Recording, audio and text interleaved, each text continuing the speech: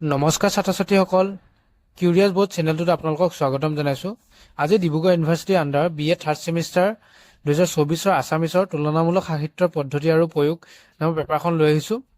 এইখন FYUGP আণ্ডাৰৰ paper হয় আৰু ভিডিঅ'টো ৰখাই পেপাৰখন স্ক্ৰীনশ্বট মাৰি ল'ব। যদি ভিডিঅ'টো ভাল লাগে এটা লাইক কৰি দিব আৰু চেনেলটো ছাবস্ক্ৰাইব কৰি ৰাখিব। পেপাৰখনৰ PDF হিচাপে পাবলৈ আমাৰ কমেণ্ট বক্সত কমেণ্ট কৰিব পাৰে।